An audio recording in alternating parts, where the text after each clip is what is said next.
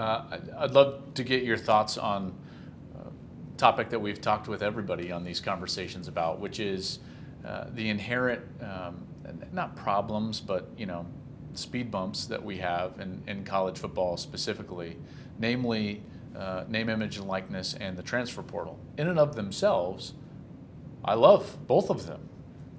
When they're used in some of the fashion that they're used, I think all of us sit back and like, unintended consequence, in terms of tampering or inducement side of NIL and transfer portal. Where do you see all this going, and how would you like to shape it, being in the position that you're in? Well, interesting enough, I bring up kind of a professional lens to it, Sure. Given my background. And when I look at it, I look at it as unlimited free agency, no salary caps, and then you have agents that aren't certified. Mm-hmm. Those are all problems. Getting student athletes to go into the portal, and about 40% plus of those student athletes that enter the portal don't come out. That's right. There's no seat for them. None. And when they go into the portal, they don't know if their credits are going to transfer or not. I mean, it's a mess. To your point earlier, addressing each independently probably can do it, but collectively, it's just not working. It's a disaster, in fact, and we need to fix it. And I've spent a lot of time with my E5 colleagues and Charlie Baker, had made visits to Capitol Hill.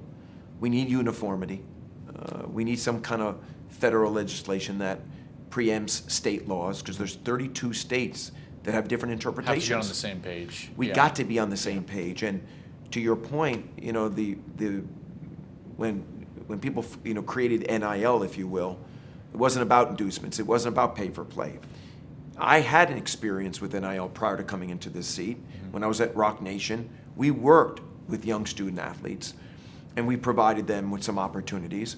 So I'm a big fan of NIL. I think it's wonderful that student athletes today can leverage their name, image, and likeness, can create social media platforms, be entrepreneurs, but the right guardrails need to be in place, not only to protect the system, but also to protect our student athletes. And we're working tirelessly on it, and I know Charlie Baker is. And the good thing is, we're aligned, especially as an A5.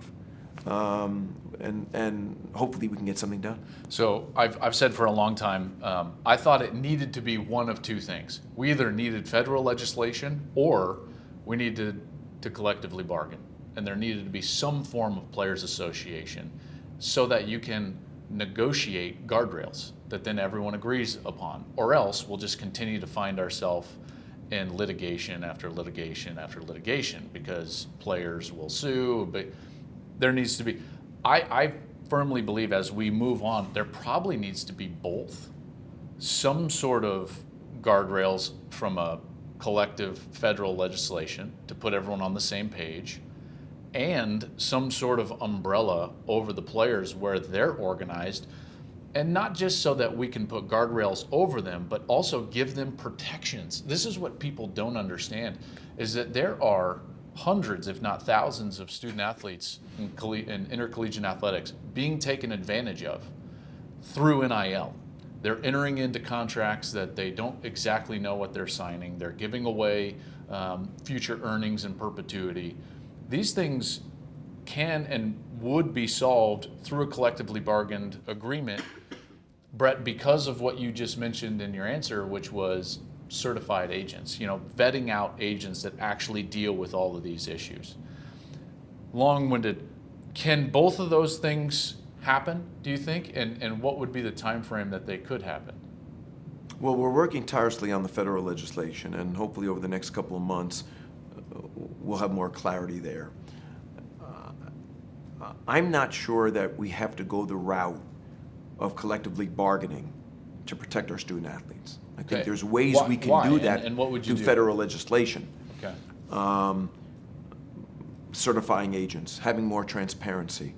I think there's things we can do through legislation that will protect the interests of our student athletes so that agents aren't taking advantage of them. There could be a cap in commissions that the agents are making, and transparency in those deals so we know exactly what those deals look like. So I think there's ways we can get there without having to collectively bargain.